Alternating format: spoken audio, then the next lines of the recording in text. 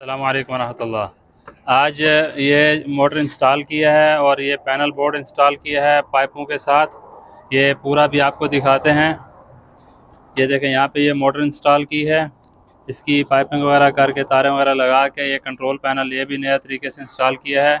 एक अदद ब्रेकर लगा दिया, कॉन्टैक्टर लगा दिया, ओवरलोड रिले लगा दिया और उसके बाद में ये जो स्विच सिलेक्टर है ये लगा दिया।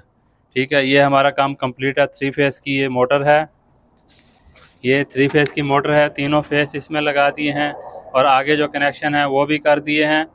और उसके बाद ये प्रेशर स्विच लगाया है ऑटो पे बंद करने के लिए और इसका प्रेशर गेज लगाई है।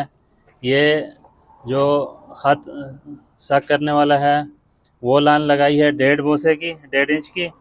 और ये पीछे से लाइन आ रही है 2 इंच की और यहाँ से आगे इसकी जो इन साइड थी मतलब सप्लाई की जो लाइन है वो 1.5 बोसा थी, 1.5 इंच। तो फिर यहाँ पे रिड्यूसर लगा के उसको 1.5 इंच करके आगे लगा दिया। ये NRV लगा दिया, नॉन रिटर्न वाल, ताकि प्रेशर जो है यहाँ पर रुका रहे, आगे मोटर के ऊपर मसला ना बने। इसी तरह आपको बाकी जो है ये देखें, जो पानी खींचने वाली लाइन है वो हमने प्लास्टिक की डाली है, बाकी सारी जो है GI की डाली है।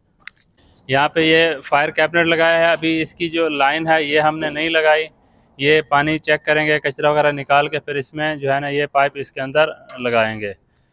ठीक है, और ये जो लाइन आप देख रहे हैं नीचे, ये टेप भी इसके ऊपर लगा दी है ताकि जो कचरा वगैरह है, ये जो पाइप के ऊपर हमने टेपिंग कर दी है ताकि मिट्टी की वजह से ये GI का पाइप ख़राब ना हो।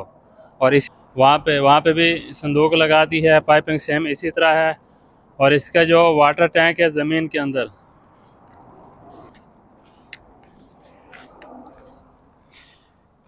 यहाँ पे ये देखें, ये ज़मीन के अंदर ये वाटर टैंक बनाया हुआ है। ये वाटर टैंक ज़मीन के अंदर, यहाँ से ये पाइपलाइन जो पानी खींचने वाली है लाइन, ये इस जगह पे नीचे वाटर टैंक बनाया हुआ है। तो ये पानी खींचने की लाइन यहाँ पे है। इसके नीचे भी एक NRV लगाया हुआ है ताकि पानी जो है ना उसमें रुक सके, उसमें एयर ना बने। और इसी तरह ये इधर भी एक फायर कैबिनेट दे दिया है।